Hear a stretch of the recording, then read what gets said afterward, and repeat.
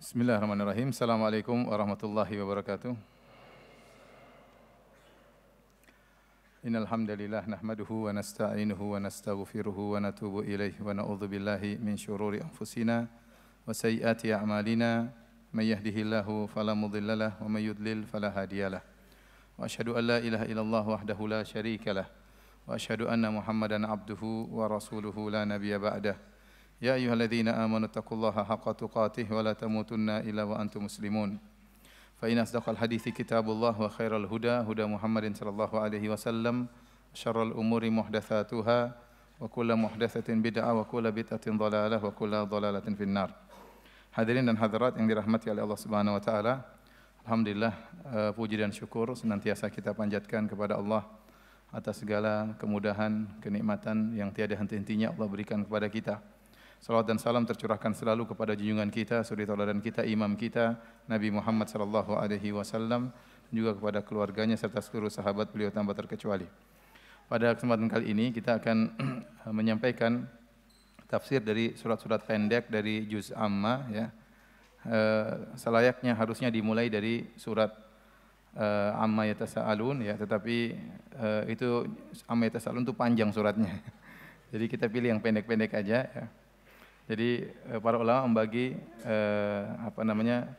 surat-surat yang mufassal, ya, di antaranya yang qisar mufassal yang pendek-pendek dimulai dari surat Ad-Duha, Ini yang biasa dibaca dalam salat maghrib.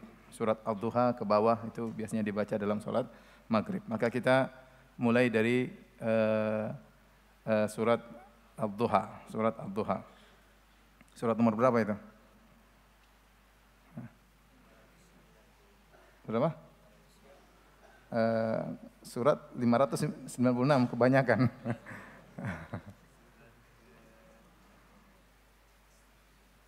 Ya, antum sudah hafal semuanya lah, ya, tidak perlu nomornya. Surat Ad-Duha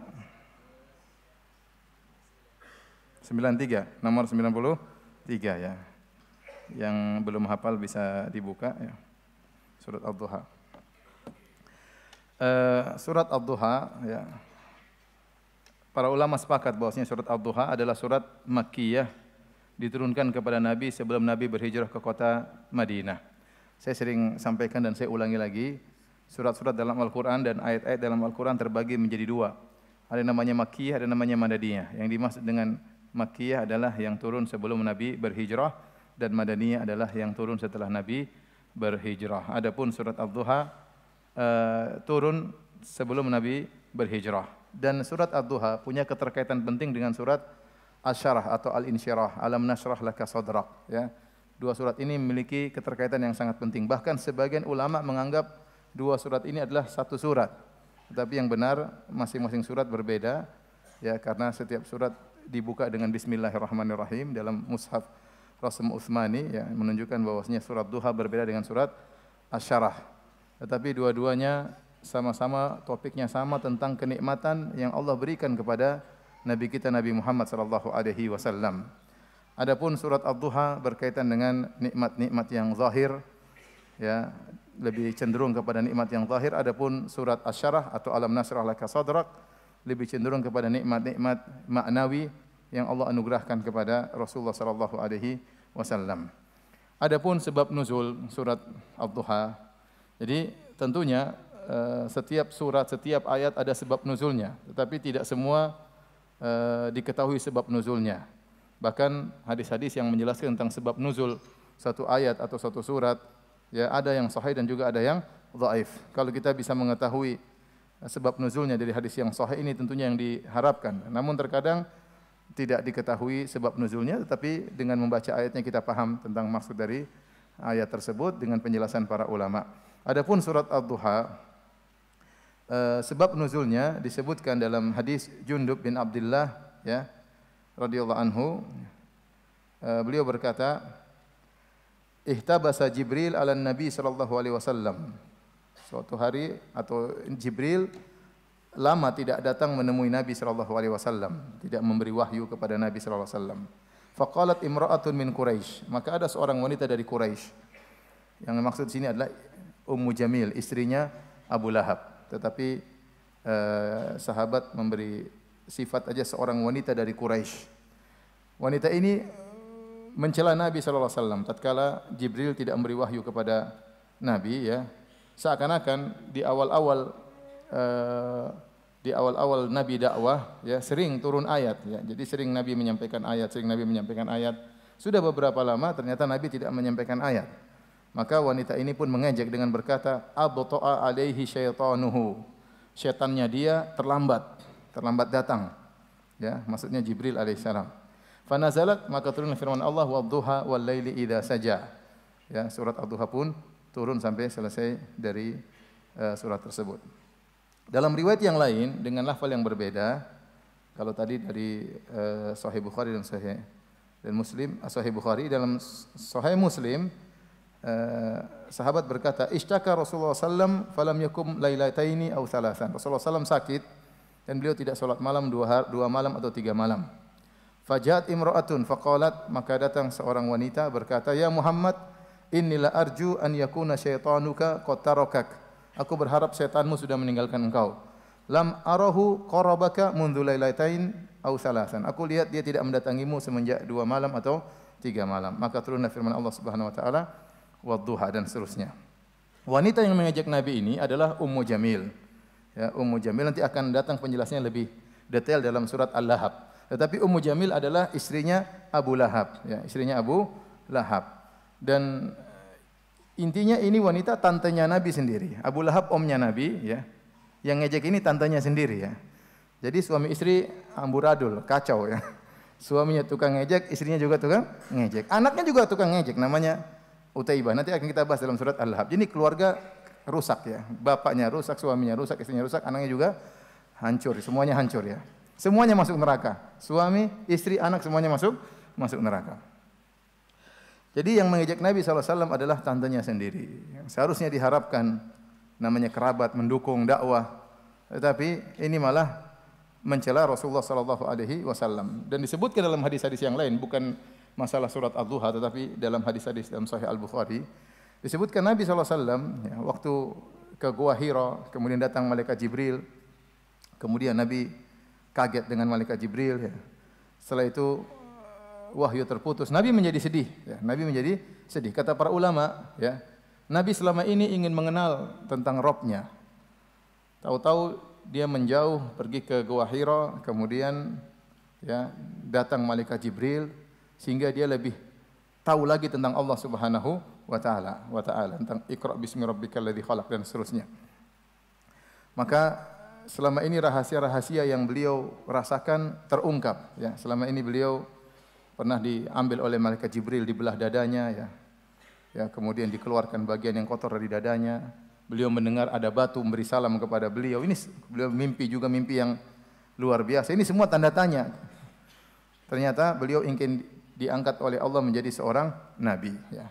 Sehingga waktu datang malaikat Jibril menurunkan ayat dari Allah Subhanahu wa taala, maka Nabi merasakan kebahagiaan yang luar biasa. Karena kerinduan dia untuk mengenal Rabb sudah terungkap. Kemudian tatkala ayat terputus, Nabi menjadi sedih luar biasa juga, ya. Kenapa? Ada kenikmatan yang dia rasakan alaihi salatu wasallam kemudian hilang, ya. Sehingga Nabi sallallahu alaihi wasallam sangat sedih waktu itu, ya. Jadi Nabi sallallahu alaihi wasallam, ya, waktu ayat terputus Rasulullah SAW sedih luar biasa. Nah, dalam surat Ad-Duha ini kasus yang lain. Tatkala malaikat Jibril terlambat datang tidak memberikan wahyu kepada Nabi sallallahu alaihi wasallam, maka kita tahu Nabi mesti bersedih. Seakan-akan ada kenikmatan yang hilang, ya. Ya. Bisa jadi terbetik dalam benak beliau, ya, ada sesuatu, ya, bisikan-bisikan setan atau yang lainnya, ya. Namanya manusia, Rasulullah SAW memiliki sifat manusianya. Dia sedih seandainya wahyu terputus. Tatkala lagi sedih begitu, datang tantenya mencela, mengatakan bahwasanya setanmu telah meninggalkan engkau. Setanmu telah meninggalkan engkau, ya. Oleh karenanya tatkala itulah saatnya Allah Subhanahu wa taala menurunkan firman-Nya surat Ad-Duha untuk menjelaskan kepada Rasulullah sallallahu alaihi wasallam bahwasanya Allah tidak akan pernah meninggalkan Rasulullah SAW dan Allah tidak pernah membenci Nabi sallallahu alaihi wasallam, ya.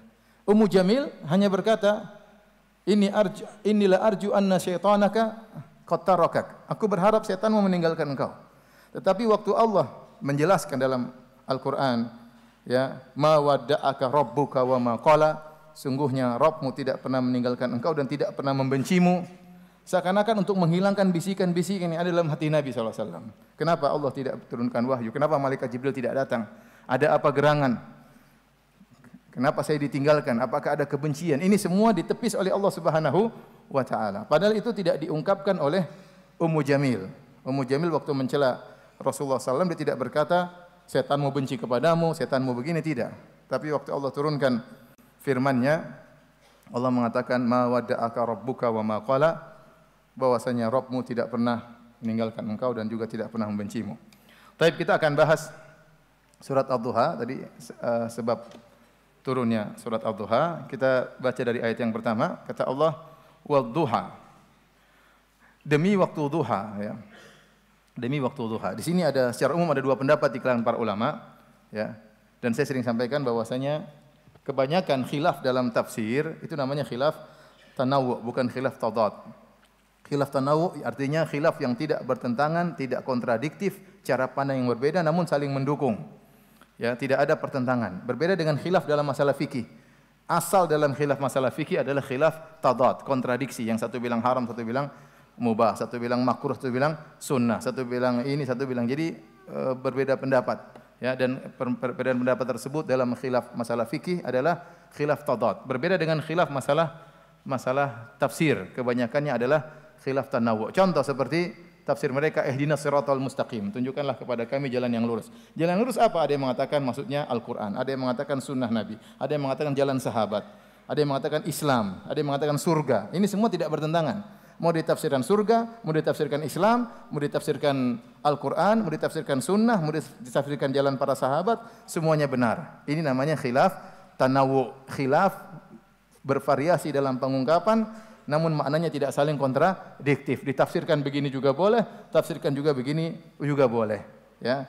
Namun biasanya para ulama tetap mencari tafsiran yang lebih condong kepada kebenaran, yang paling lebih kuat. Ya. Berbeda dengan khilaf fikih tadi saya sampaikan, kebanyakan khilaf fikih adalah khilaf apa? Tadad, kontradiktif. Baik. Adapun ad-duha di sini, maka ada dua pendapat di kalangan para ulama.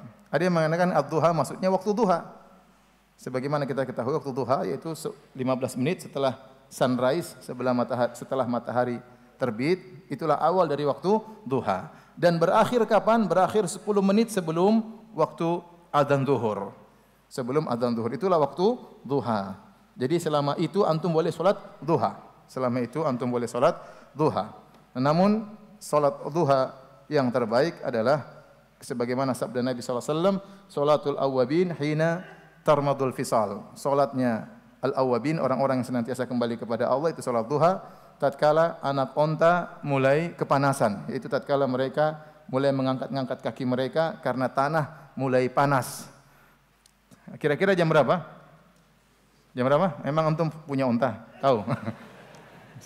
Nabi tidak bilang tatkala anak kambing kepanasan. Kalau kambing mungkin antum lihat, onta ya. Intinya Syekh bin Baz rahimahullah berkata sekitar jam 10.30 atau jam 11. Sekitar jam 10.30 atau jam 11. Itu jam 10 ke atas kira-kira. Itulah waktu yang paling tepat untuk sholat duha. Sebelumnya boleh, sesudahnya juga boleh. Bahkan 15 menit sebelum adzan zuhur kita masih boleh sholat duha. Yang penting sebelum 10 menit.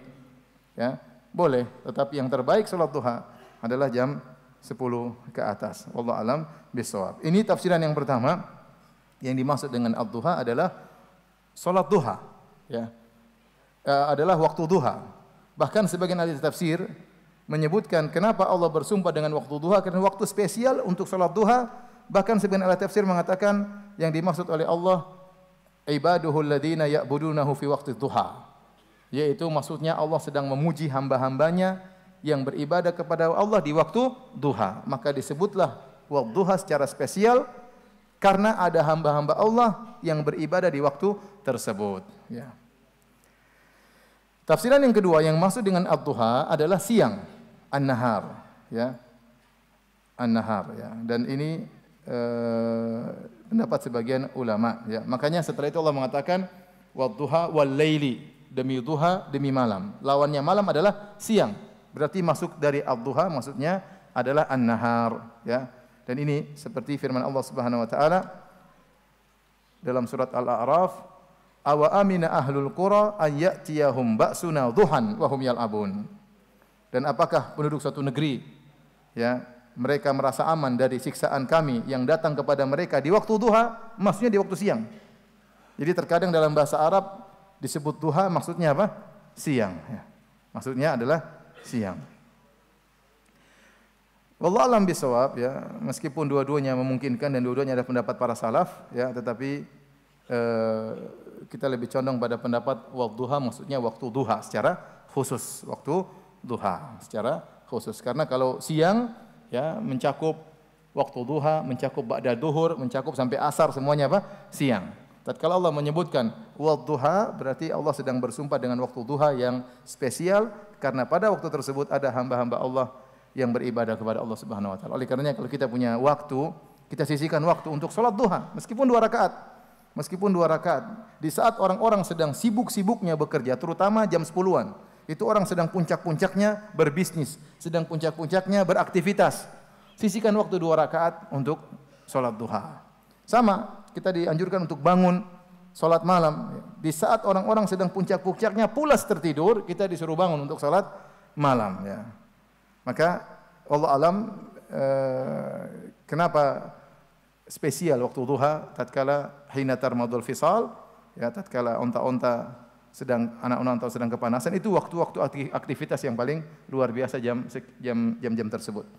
Tapi kita lanjutkan, kata Allah Subhanahu wa taala selanjutnya, wal laili idza saja, dan demi malam apabila telah sunyi, ya. Ada beberapa tafsiran, ada yang mengatakan demi malam tatkala datang kegelapannya, ada yang mengatakan idza saja maksudnya demi malam tatkala di puncak gelapnya, ya. Di tengah malam maksudnya, bukan di awal malam, di tengah malam, mungkin jam 1, jam 2, ya. Ada yang mengatakan demi malam secara umum tatkala gelapnya meliputi manusia. Ada yang mengatakan demi malam tatkala sedang senyap. Idza saja maksudnya tatkala sedang senyap. Ini contoh tafsiran yang berbeda-beda dari para salaf dan disampaikan oleh Al-Imam At-Tabari dalam tafsirnya, ya. Tapi enggak ada kontradiktif, ya. Mau ditafsirkan malam dengan kegelapannya, atau malam di puncak gelapnya, atau malam yang meliputi seluruh orang, atau malam tatkala sunyi, tidak ada masalah, ya. Sama, kenapa disebut malam tatkala sunyi, tatkala senyap, tatkala di puncak malam? Karena itu waktu yang tepat untuk orang mendekatkan diri kepada Allah Subhanahu wa taala. Sebagaimana di waktu duha, sisihkan waktu untuk beribadah kepada Allah. Di waktu malam juga, di puncak-puncak gelapnya malam, ya. Di saat tersebut, saat yang tepat untuk kita lawan rasa kantuk kita bangun, kita sholat malam. Setelah itu mau tidur lagi enggak ada masalah. Setelah Allah bersumpah dengan wadduha, kemudian wal laili idza saja, baru Allah turunkan ayat yang membela Nabi Muhammad SAW, menghibur Rasulullah SAW yang sedang bersedih. Kata Allah Subhanahu wa taala, "Ma wadda'aka rabbuka wa ma qala." Sungguhnya Tuhanmu tidak meninggalkan engkau wahai Muhammad, dan tidak pula membencimu. Ya. Allah di sini menggunakan kalimat rabbuka. Rabbuka, ya. Karena masalah perhatian terhadap Nabi itu berkaitan dengan rububiyah Allah Subhanahu wa taala. Ini dijelaskan oleh Syekh Sa'di. Makanya Allah mengatakan ma wadda'aka rabbuka, karena Allah telah mentarbiyahmu sejak kau kecil, dan Allah tidak akan pernah meninggalkan engkau wahai Muhammad sallallahu alaihi wasallam. As-Sa'di menafsirkan dengan berkata, ma tarakaka mundu i'tana bika. Allah tidak pernah meninggalkan engkau wahai Muhammad semenjak Allah perhatian dengan engkau. Wala ahmalaka mundu rabbaka wa ra'ak. Dan Allah tidak pernah meninggalkan engkau, tidak pernah melalaikan engkau sejak Allah mentarbiyahmu dan merawatmu. Balam yazal yurabbika ahsana tarbiyah. Bahkan Allah senantiasa mentarbiyahmu dengan tarbiyah yang terbaik. Wa yu'lika darajatan ba'da darajah. Dan Allah akan meninggikan kedudukanmu setahap demi setahap. Jadi Nabi SAW kedudukannya semakin meninggi setahap demi setahap. Tidak pernah turun kedudukannya, selalu naik. Karena yang mentarbiyah adalah Allah Subhanahu wa taala. Adapun wa maqala, qala artinya abghadha. abghadha, ya, membenci. Seharusnya kalau kita melihat konteks ayat, harusnya Allah berfirman, ya, ma wadda'aka rabbuka wa ma qalaka. Sungguhnya Allah tidak meninggalkan engkau, ada ka di situ, ka itu artinya engkau. Rabbuka wa ma qalaka, dan Allah juga tidak benci engkau. Tetapi waktu Allah mengatakan Allah tidak benci, kafnya itu Allah hilangkan. Jadi wa ma qala, Allah tidak membenci. Kenapa? Sebagian ulama mengatakan karena perkataan Allah tidak membencimu itu berat bagi didengar oleh Nabi sallallahu alaihi wasallam. Dan Allah memilih lafal-lafal yang indah buat Nabi sallallahu alaihi wasallam. Ini sudah pernah kita sampaikan juga waktu Allah Subhanahu wa taala menegur Nabi waktu Nabi berpaling dari Ibnu Ummi Maktum. Allah tidak mengatakan abasta wa tawallait, engkau berpaling dan engkau bermuka masam, tidak. Tapi Allah menggunakan kata ganti orang ketiga, abasa wa tawalla. Sungguhnya dia bermuka masam dan dia berpaling. Padahal Allah sedang berbicara dengan Nabi. Tapi Allah bilang dia. Padahal yang ngomong siapa? Nabi. Karena perkataan abasta wa tawalla wa tawallait, engkau bermuka masam dan berpaling, langsung ditunjukkan kepada Nabi, itu berat bagi Nabi sallallahu alaihi wasallam. Ibarat kalau ibu kita marah langsung tembak kepada kita, kita sedih banget. Ya, apalagi Allah Subhanahu wa taala yang sangat dicintai oleh Nabi sallallahu alaihi wasallam. Maka Allah menggunakan kata ganti orang ketiga, ya. Ya, sama seperti waktu Allah menegur Nabi sallallahu alaihi wasallam, Allah mendahulukan memaafkan. Kata Allah, "Afallahu anka lima adzinta lahum." Allah telah memaafkan engkau wahai Muhammad, namun kenapa kau izinkan mereka? Ya, Allah depankan pemaafan baru Allah tegur untuk menenangkan hati Rasulullah sallallahu alaihi wasallam, ya. Oleh karenanya dalam ayat-ayat Al-Qur'an Allah selalu manggil ya ayuhan nabi, ya ayuhar rasul. Berbeda dengan nabi-nabi yang lain, Allah sebutkan namanya, ya Ibrahim, ya Adam, ya Nuh, disebutkan namanya langsung. Adapun nabi spesial. Nabi spesial, ya, makhluk yang paling dicintai oleh Allah Subhanahu wa taala. Makanya Allah mengatakan ma wadda'aka rabbuka wa ma qala. Allah tidak meninggalkanmu dan Allah tidak membenci. Tidak ada munya, enggak ada. Kenapa? Kalau membencimu kelihatannya berat. Makanya Allah mencukupkan Allah tidak meninggalkan engkau dan Allah tidak membenci. Nah, ayat ini para hadirin yang dirahmati Allah Subhanahu wa taala, apa kita pahami dari ayat ini? Tatkala dinafikan oleh Allah, Allah tidak meninggalkan Nabi dan tidak membenci Rasulullah sallallahu alaihi wasallam, berarti kita harus menetapkan lawannya karena ayat ini adalah memuji, pujian, ya, dan ini kaidah sering kita sampaikan dalam tauhid al-asma wa sifat. Kalau Allah menyebutkan penafian sifat dari Allah Subhanahu wa taala, maka kita harus menetapkan lawannya. Contoh, Allah berfirman la ta'khudhuhu sinatun wala naum. Allah tidak ngantuk dan tidak tidur. Berarti Allah Maha terjaga. Berarti Allah Maha terjaga, ya, seperti itu, ya. Demikian juga waktu Allah mengatakan Allah tidak meninggalkan engkau dan tidak benci kepada engkau, berarti melazimkan Allah selalu mencintai siapa?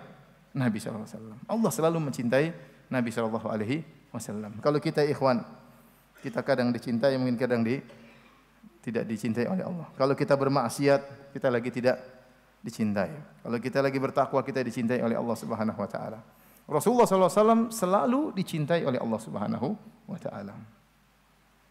Rasulullah SAW selalu dicintai oleh Allah Subhanahu wa taala. Kata Allah Subhanahu wa taala, "Wa ma qala." Kemudian setelah itu Allah berkata, "Walal akhiratu khairul laka minal ula." Dan yang terakhir lebih baik bagimu daripada yang pertama. Ini ayat sering sebagian orang penafsirannya agak sempit sehingga mereka menafsirkan pertama kali dengar ayat ini selalu mengatakan akhirat lebih baik daripada dunia. Walal akhiratu khairul laka minal ula. Padahal ayat ini umum, bukan mencakup akhirat saja. Ayat ini artinya sebenarnya secara bahasa kondisi terakhirmu lebih baik daripada kondisi awalmu, itu maksudnya. Bukan terbatas pada akhirat saja. Orang banyak tatkala baca ayat ini disangka walal akhiratu khairul laka minal ula, maksudnya akhirat lebih baik daripada dunia. Enggak. Allah tidak berbicara tentang dunia dan akhirat. Allah berbicara tentang kondisi Nabi dalam ayat ini.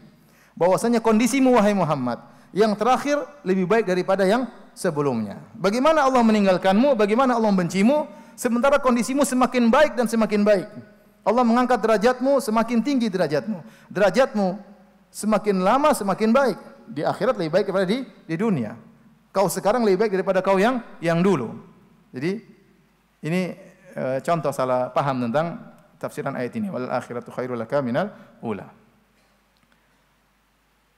Para hadirin dan hadirat yang dirahmati Allah Subhanahu wa taala. Kemudian Allah berfirman, "Wala saufa yu'tika rabbuka fatardha." Dan sungguh kelak Tuhanmu pasti memberikan karunia kepadamu sehingga engkau menjadi puas. Wala saufa yu'tika rabbuka fatardha. Allah akan berikan kepada engkau. Apa yang Allah berikan kita tidak tahu. Allah tidak sebutkan. Tetapi pemberian tersebut, anugerah tersebut dipastikan menjadikan Nabi puas. Fatardha artinya kau puas. Ini ayat dikatakan oleh sebagian ahli tafsir sebagai arja ayatin fi kitabillah. Ayat yang paling memberi pengharapan dalam Al-Qur'anul Karim. Ada khilaf di kalangan para ulama, ayat apa yang paling memberi harapan bagi kaum muslimin? Ada sekitar 15 ayat, ada khilaf. Ada yang mengatakan ayat ini, ada yang mengatakan ayat ini, ada yang mengatakan ayat ini. Di antaranya seperti firman Allah, "Qul ya ibadiyalladzina asrafu ala anfusihim la taqnatu mir rahmatillah, innallaha yaghfiru dzunuba jami'an innahu huwal ghafurur rahim." Katakanlah kepada hamba-hambaku yang bergelimang tenggelam dalam kemaksiatan, ya, jangan kalian putus asa di rahmat Allah. Sungguhnya Allah mengampuni seluruh dosa-dosa. Sungguhnya Allah Maha Pengampun lagi Maha Penyayang. Ayat ini jelas sangat memberi pengharapan bagi setiap orang. Tukang maksiat saja berharap dengan ayat ini, apalagi yang tidak bermaksiat. Ayat ini jelas sangat memberi pengharapan. Namun ternyata ada pendapat lain yang menyatakan bahwasanya ayat yang paling beri pengharapan kepada kaum muslimin adalah ayat ini. Wala sawfa yu'tika rabbuka fatardha. Sungguh Rabbmu akan memberikan anugerah kepadamu dan kau akan puas. Kenapa ayat ini dikatakan sebagai ayat yang sangat memberikan pengharapan? Karena kita tahu Nabi kapan dia puas? Dia puas kalau umatnya masuk surga. Nabi puas kalau umatnya masuk surga. Maka Nabi tentu akan berusaha, ya, agar umatnya terbanyak masuk surga.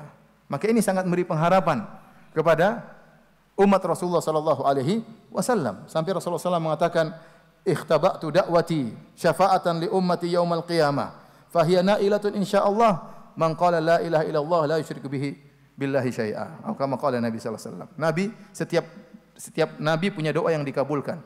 Tapi Nabi menyimpan doanya sebagai syafaat bagi umatnya pada hari kiamat, ya, dan itu akan mencakup setiap orang yang mengucapkan la ilaha illallah dan tidak berbuat kesyirikan sama sekali, ya. Jadi seorang berusaha, yang penting jangan syirik deh. Kalau tidak syirik, maka insyaallah kemungkinan besar dia akan mendapatkan syafaat Nabi sallallahu alaihi wasallam. Makanya waktu Abu Hurairah bertanya, "Man as'adun nasi bi syafaatika yaumal qiyamah?" Ya Rasulullah, siapa orang yang paling bahagia mendapatkan syafaatmu pada hari kiamat? Ini dalil bahwasanya orang meraih syafaat Nabi bertingkat-tingkat, tidak sama semuanya. Ada yang meraih syafaat yang banyak dari Nabi, ada yang meraih syafaat sedikit, ada yang tidak dapat syafaat dari Nabi.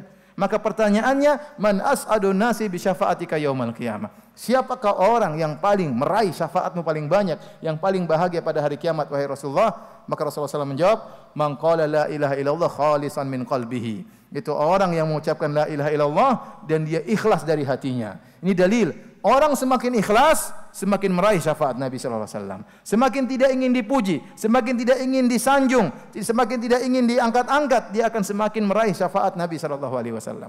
Tapi kalau Anda beramal saleh, ternyata Anda ingin pengakuan, ingin penyanjungan, ya, ingin dinomorsatukan, maka semakin sedikit Anda meraih syafaat Nabi sallallahu alaihi wasallam, ya. Oleh karenanya Nabi sallallahu alaihi wasallam berusaha memberi syafaat sebanyak-banyaknya kepada umatnya.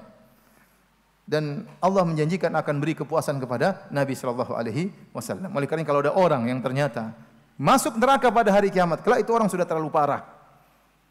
Karena pengampunan Allah sudah berikan begitu banyak, kemudian Rasulullah SAW juga memberi syafaat, ya. Kemudian ternyata dia tidak bisa selamat dari neraka jahanam, berarti sudah sangat parah. Sebenarnya kenapa tidak parah? Coba kita lihat.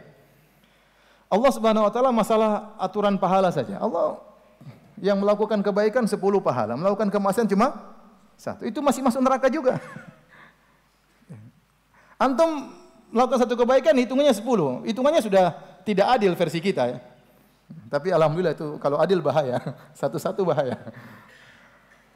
Antum melakukan kebaikan 1 dapat 10 pahala. Antum melakukan kesalahan 1 hitung 1. Belum lagi banyak hal-hal yang bisa menggugurkan dosa-dosa antum. Belum lagi syafaat Nabi sallallahu alaihi wasallam. Sehingga kalau orang sampai masuk neraka itu sudah sangat parah. Oleh karenanya inilah yang dikatakan oleh sebagian ulama bahwasanya ayat ini adalah ayat yang paling memberi harapan kepada umat Islam. Dalam satu hadis dari Ibnu Mas'ud dia berkata, "Kunna ma'a Rasulillah sallallahu alaihi wasallam fi qubbatin nahwan min arba'ina rajulan." Satu hari kami bersama Nabi sallallahu alaihi wasallam ya di suatu kemah yang sekitar 40 orang. Kemudian Nabi berkata, "Atardawna an takunu rubu'a ahlil jannah?" Apakah kalian ridha, kalian suka kalau kalian adalah seperempat penghuni surga? Qulna na'am, kami ridha, seperempat banyak. Qala atardawna an takunu thulutha ahlil jannah? Apa kalian ridha kalau kalian menjadi sepertiga penghuni surga? Qulna na'am. Maka Nabi berkata, "Walladzi nafsi biyadihi inni la arju an takunu nisfa ahlil jannah." Aku berharap kalian setengah dari penghuni apa? Surga. Setengah dari penghuni surga. Jumlah yang banyak ya. Mudah-mudahan antum semuanya masuk ya. Amin. Amin ya rabbal alamin. Taib, setelah itu ya, jadi Allah tenangkan, ya Rasulullah, bagaimana saya meninggalkan engkau ya Nabi? Sementara saya kondisimu yang sekarang lebih baik daripada yang dahulu. Bagaimana saya meninggalkan engkau wahai Muhammad? Sementara aku memberikan apa yang buat kau puas. Ya, jadi benar-benar Allah menenangkan Nabi sallallahu alaihi wasallam karena ada dugaan Nabi ditinggal, Nabi dibenci. Itu semua tidak ada dalam ya Allah Subhanahu wa taala tidak pernah demikian. Maka setelah itu Allah sebutkan dalilnya. Allah ingatkan kepada Nabi tentang nikmat-nikmat zahir yang Rasulullah SAW rasakan. Sebagai bukti, walal akhiratu khairul laka minal ula. Bahwasanya yang terakhir lebih baik daripada yang pertama. Yang pertama kata Allah, alam yajidika yatiman fa'awa. Bukankah Allah mendapati engkau dulu yatim? Kemudian Allah mengayomimu. Sekarang kau tidak diayomi oleh Allah. Lebih baik daripada awalnya kau yatim. Dan Nabi SAW adalah yatim ya. Waktu lahir bapaknya sudah tidak ada ya, alaihi salatu wassalam. Kemudian waktu berumur 6 tahun ibunya juga meninggal dunia. Jadi yatim piatu tatkala berusia 6 tahun. Maka Allah ingatkan, dulu kau yatim. Seandainya Allah tinggalkan engkau tidak ada yang merawatmu. Tapi Allah menjadikan ya kakek Nabi cinta kepada Rasulullah ya. Padahal mungkin cucu-cucunya kakek Nabi banyak yang lain. Tetapi kenapa dia begitu perhatian terhadap siapa? Rasulullah. Allah menjadikan Abu Talib sangat sayang kepada Muhammad sallallahu alaihi wasallam. Ini semua dari Allah Subhanahu wa taala. Maka Allah berkata, "Alam yajidika yatiman fa'awa." Bukankah Rabbmu mendapati engkau yatim, lantas Rabbmu mengayomimu? Ini nikmat yang pertama. Nikmat yang kedua, wa wajadaka dhalan fahada. Bukankah Rabbmu mendapati engkau tersesat, lantas beri petunjuk kepadamu? Ini juga ada tafsir kalangan para ulama. Maksudnya tersesat apa? Ada yang mengatakan Rasulullah dulu pernah tersesat di zaman jahiliyah. Rasulullah pernah tersesat di negeri Syam, jalan enggak tahu kemana. Ya. Namun yang benar, bahwasanya dahulu Rasulullah SAW tidak mengenal iman, kemudian Allah mengajarkan iman kepada Rasulullah SAW. Sebagaimana firman Allah, wa kadzalika auhayna ilaika ruhan min amrina. Dan demikianlah kami telah mewahyukan kepada engkau ayat-ayat Al-Quran. Ma kunta tadri mal kitabu walal iman. Dahulunya kau tidak tahu apa itu Al-Quran dan apa itu iman. Kau tidak tahu. Ya. Jadi dahulu Nabi tidak mengerti agama, maka Allah memberikan cahaya keimanan kepada Nabi. Maka Allah mengatakan, wa wajadaka dhalan fahada. Rabbmu mendapati engkau tersesat, kemudian beri petunjuk kepadamu. Kemudian kata Allah Subhanahu wa taala, wa wajadaka ailan fa'agna. Dan Rabbmu mendapati engkau dalam kondisi miskin, lalu Allah mencukupimu. Benar, Nabi SAW dulu tidak punya apa-apa. Miskin, pemuda miskin. Dirawat oleh pamannya Abu Talib yang juga miskin. Sampai Nabi SAW mengembalakan kambing-kambing itu bukan kambing milik beliau, tapi kambing milik orang-orang kampung di Mekah. Kemudian beliau hanya merawat, beliau dapat upah dari pemilik kambing tersebut. Nabi tidak punya apa-apa. Tapi Allah mengatakan fa'agna. Allah jadikan Nabi berkecukupan. Di antaranya Allah menikahkan Nabi dengan siapa? Khadijah. Ya. Janda sangat kaya raya. Masih ada Khadijah ke zaman sekarang? Banyak.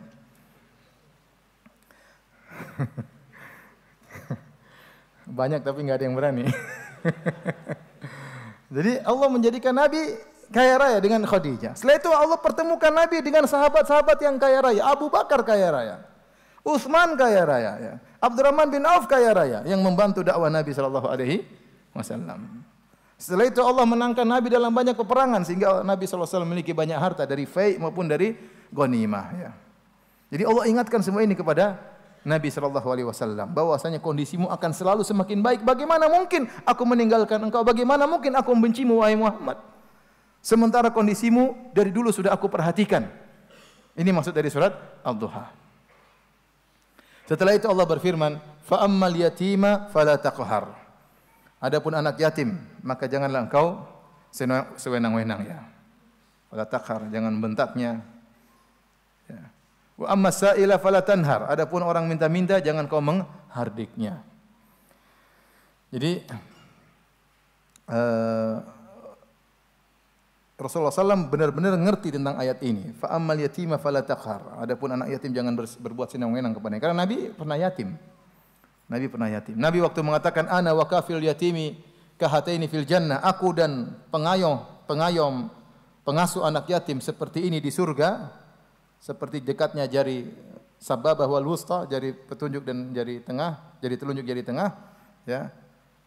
Itu benar-benar Nabi tahu tentang anak yatim, ya. Tentang anak yatim karena beliau pernah jadi yatim, ya. Makanya di antara hadis kalau seorang ingin mengeluhkan qaswata qalbihi, mengeluhkan tentang hatinya yang keras, maka Nabi sallallahu alaihi wasallam mengatakan idza aradta talyina qalbik, ya, fa'atmil miskin wamsah ra'sal yatim.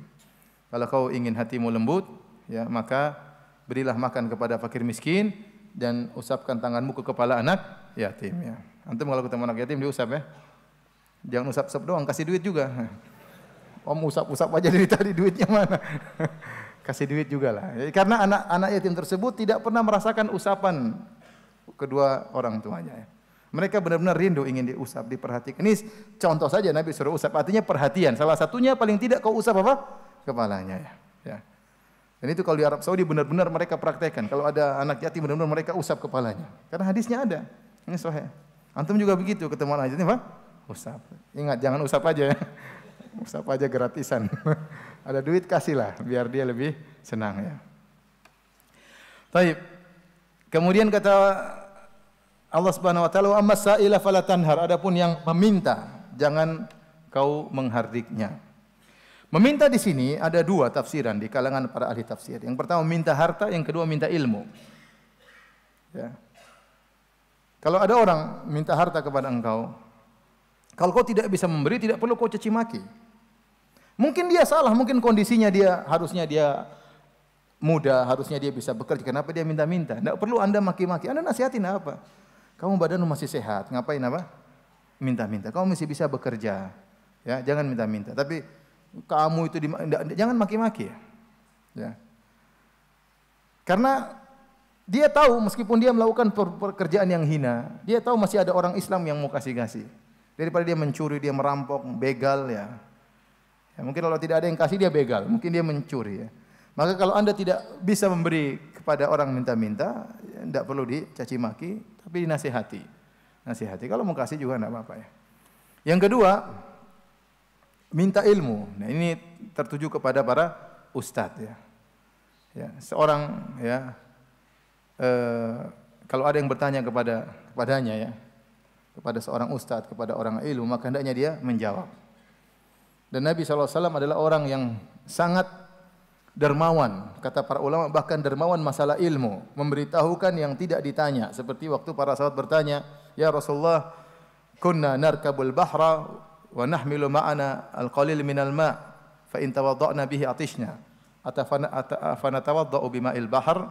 Ya Rasulullah, kami berlabuh di lautan dan kami hanya bawa air tawar sedikit. Kalau kami gunakan air tawar tersebut untuk berwudu, apalagi untuk mandi junub, maka akan habis air dan kami akan kehausan. Apakah boleh kami berwudu dengan air laut yang asin? Maka apa jawaban Nabi SAW? Kata Rasulullah SAW, huwa tahuru ma'uhu. Sungguhnya air laut itu suci airnya, boleh untuk bersuci, boleh untuk wudu, boleh untuk mandi junub. Apakah titik? Enggak, ternyata Nabi tambahkan lagi, kata Nabi, al-hillu maitatuhu, bangkainya juga apa? Halal. Padahal masalah bangkai tidak ditanyakan oleh para sahabat. Namun kata para ulama, inilah dermawan Nabi sallallahu alaihi wasallam, ditanya tentang masalah hukum air laut boleh dipakai untuk berwudu atau tidak. Jawabannya bukan cuma masalah air laut, bahkan masalah apa? Masalah hukum ikannya, ya, masalah hukum ikannya. Dan ini di antara contoh kedermawanan Nabi SAW menyampaikan yang Rasulullah anggap perlu diketahui oleh orang yang bertanya. Kita, ya, saya bicara sebagai ustadz, ya. Kita ini terkadang sok sibuk, ya.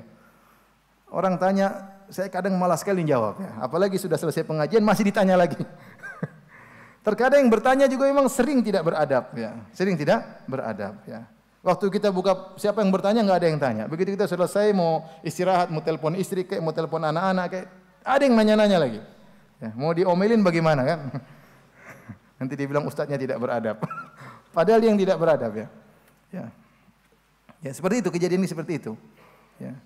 Itu salah satu contoh. Contoh saya pernah ditelepon jam 3:30 ditelepon. Qadarullah saya tidak matikan HP, saya lupa. Telepon. Halo, Assalamualaikum. Ustaz, saya mau tanya, Ustaz. Enak aja mau tanya. Mungkin dia husnudzon, Ustaz salat malam. Padahal saya lagi tidur. Aduh, halo, Assalamualaikum. Ini pasti penting ini. Ustaz, ada yang bertanya, bisa ditunda kah besok? Ustaz, penting sekali, Ustaz. Bisa ditunda enggak besok pada subuh? Ini penting sekali. Apa pertanyaannya? Pertanyaannya enggak penting. Saya jawab, iya, tapi saya tidak omelin. Saya jawab, terus saya mematikan HP habis itu.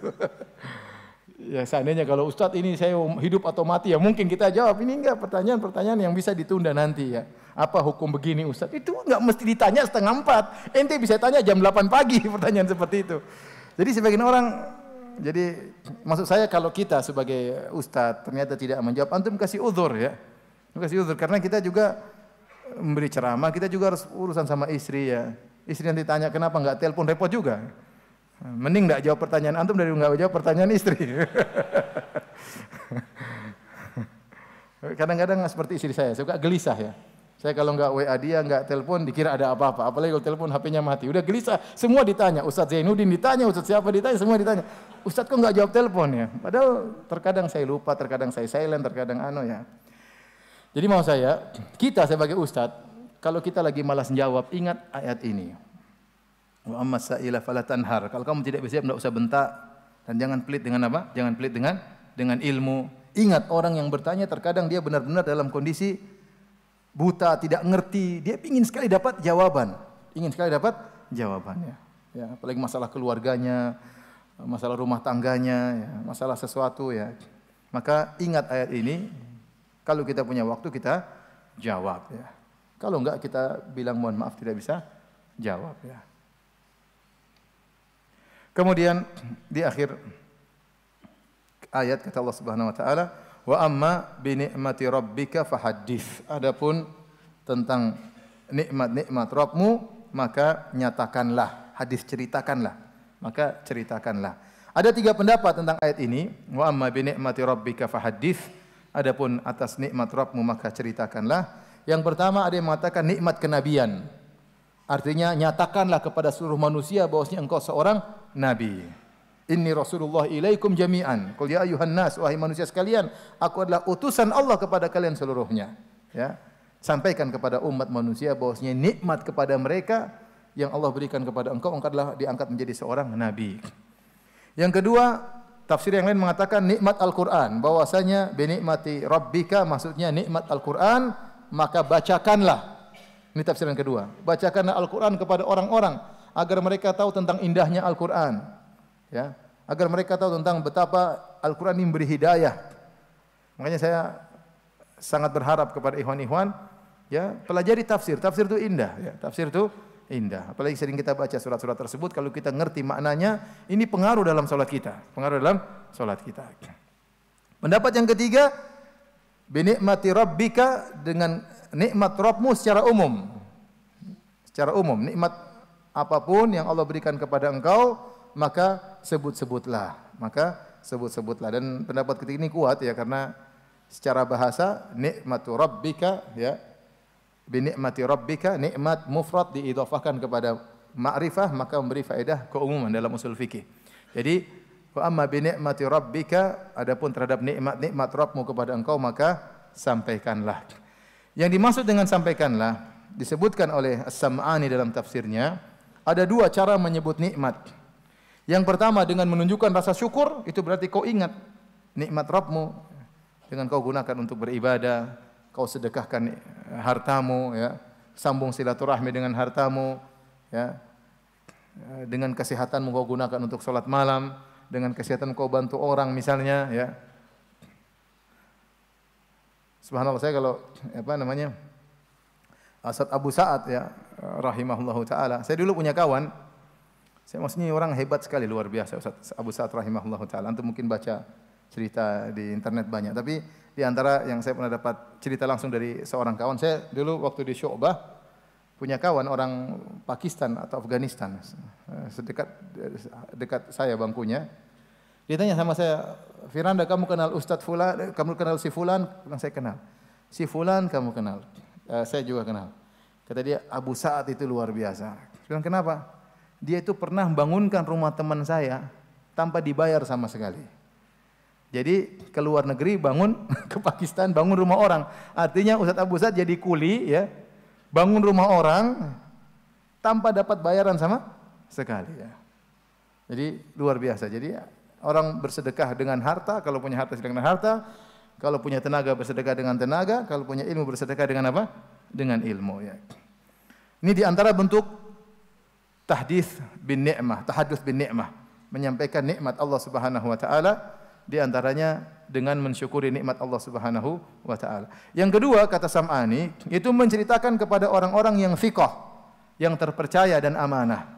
Jadi bukan dipahami oleh sebagian orang kalau kita diberi nikmat kita cerita ke sana sini, share ke sana sini, enggak, bukan begitu maksudnya. Karena kalau setiap kenikmatan kita share akan menimbulkan banyak orang yang hasad, banyak orang yang dengki, ya. Maka tidak semua nikmat kita ceritakan, ya. Tatkala Nabi Yusuf alaihissalam menyampaikan dia bermimpi dengan mimpi yang indah, kata ayahnya, "Jangan ceritakan kepada saudara-saudaramu, karena akan bisa menimbulkan hasad dari mereka." Jadi kita boleh menceritakan nikmat yang kita dapatkan kepada kawan-kawan terdekat, kepada orang-orang yang amanah yang kita tahu mereka tidak hasad kepada kita, ya. Bukan di-share di media sosial, ya. Yang sangat saya sedihkan ada sebagian orang setiap dapat kenikmatan dia share di media sosial. Makan enak dia share di media sosial, ya. Jalan-jalan ke luar negeri dia share di media sosial. Suaminya belikan cincin emas dia share di media sosial. Waktu diomelin sama suami tidak di-share. Akhirnya apa? Banyak orang yang tidak kuasa melihat hal tersebut, ya. Ada seorang laki misalnya dia cerita, ada teman kita misalnya istri kita soleha, kita sama orang, "Istri saya masya Allah solehanya luar biasa." Akhirnya orang tadinya bahagia jadi sedih. Kenapa? Istri dia tidak seperti istri kita misalnya. Akhirnya dia pulang-pulang ngomel-ngomelin istrinya, "Kamu dasar istri kurang ajar." Kenapa? Kita yang kasih kemudaratan. Karena dia tahu ternyata istri kita misalnya soleha misalnya. Lagi sama suami kemudian gandeng-gandeng di foto dimasukkan Facebook, jangan. Nanti banyak akhwat yang kepingin sama suami anti, ya. Akhirnya cari nomor telepon, akhirnya kirim WhatsApp, ya. Anti yang susah sendiri. Maka tidak semua kenikmatan kita share. Kita boleh ceritakan secara detail kepada orang-orang tertentu sebagaimana tadi penjelasan para ulama yang amanah dan thiqah. Tidak semua nikmat kita ceritakan. Banyak orang yang tidak kuasa melihat kenikmatan tersebut akhirnya hasad atau dengki, ya. Saya selalu ingat perkataannya Syekh Syathri, ya. Dia bilang kalau ada orang tanya kepada engkau nikmat apa yang kau punya hartamu, maka jawab secara global saja, jangan jawab secara detail. Kalau ditanya kau udah punya rumah? Belum, miskin. Kalau ente bilang belum punya rumah, ente dihina, miskin kasihan. Tapi kalau ente bilang saya punya rumah 3, dia hasad. Mending enggak usah cerita detail. Alhamdulillah ada kenikmatan. Rumahmu ada, pokoknya ada. Entah kontrak, entah beli, bukan urusan ente. Jadi enggak semua kenikmatan kita ceritakan secara detail. Karena ada orang hati-hatinya yang kotor, tidak kuasa melihat kenikmatan orang lain. Baik, demikian, ya, surat Al-Duha secara sederhana. Sebenarnya banyak tafsirannya, tapi kira-kira seperti itu, ya. Kira-kira seperti yang saya sampaikan tadi. Antum bisa buka di buku-buku tafsir. Kita lanjutkan surat yang kedua, surat Asy-Syarah yang dikatakan adalah kelanjutan daripada surat Ad-Duha, ya. Kalau surat Ad-Duha disebutkan tentang kenikmatan zahir tadi, ya. Alam yajidika yatiman fa'awa, bukankah Rabbmu mendapatkan engkau yatim kemudian Allah menaungimu? Wajadaka dhalam fahada, bukankah kau tersesat akhirnya Allah berikan petunjuk kepadamu? Ya, ailan fa agna, engkau miskin Allah mencukupkan engkau. Ini kenikmatan-kenikmatan zahir. Adapun surat Asy-Syarah maka Allah sebutkan tentang kenikmatan-kenikmatan batin. Bahwasanya Rasulullah sallallahu alaihi wasallam ya diberikan kenikmatan, dilapangkan dadanya oleh Allah Subhanahu wa taala. Dan ini sangat penting bagi Nabi sallallahu alaihi wasallam untuk menjalankan dakwahnya yang beratnya sangat luar biasa. Sejak awal dakwah sudah dimusuhi oleh keluarganya, di antaranya Abu Jahal dan istrinya Ummu Jamil ya. Kemudian dimusuhi juga orang-orang Quraisy, yang musuh adalah kerabat-kerabat Nabi sallallahu alaihi wasallam. Di awal ayat kata Allah Subhanahu wa taala, "Alam nashrah laka sadrak." Bukankah kami telah melapangkan dadamu wahai Muhammad? Di sini Ibnu Katsir menyebutkan mencakup pelapangan dada dua, secara yang konkret maupun yang secara maknawi. Yang konkret, Allah melapangkan dada Nabi, benar-benar Allah kirim malaikat Jibril untuk membelah dada Nabi sallallahu alaihi wasallam dan mengeluarkan kotoran dari dada Nabi sallallahu alaihi wasallam. Ini terjadi 2 kali. Ya, hadis-hadis yang sahih ada yang mengatakan lebih daripada itu, namun hadis-hadis yang sahih datang 2 kali.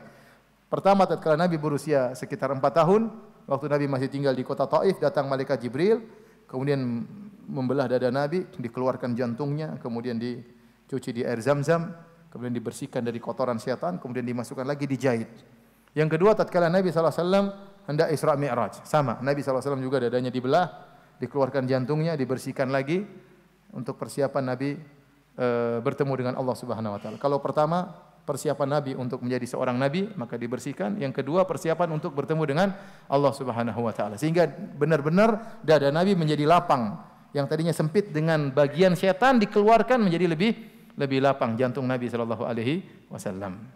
Ini yang pertama. Pendapat yang kedua, bahwasanya Nabi sallallahu alaihi wasallam artinya dadanya dibuat lapang, mudah menerima, artinya tabah, sabar dalam menghadapi godaan, dalam menghadapi ujian ya.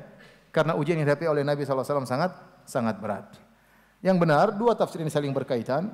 Di antara sebab kenapa Nabi begitu sabar menghadapi ujian dalam dakwahnya, karena memang bagian setan sudah dibersihkan oleh malaikat Jibril. Ya.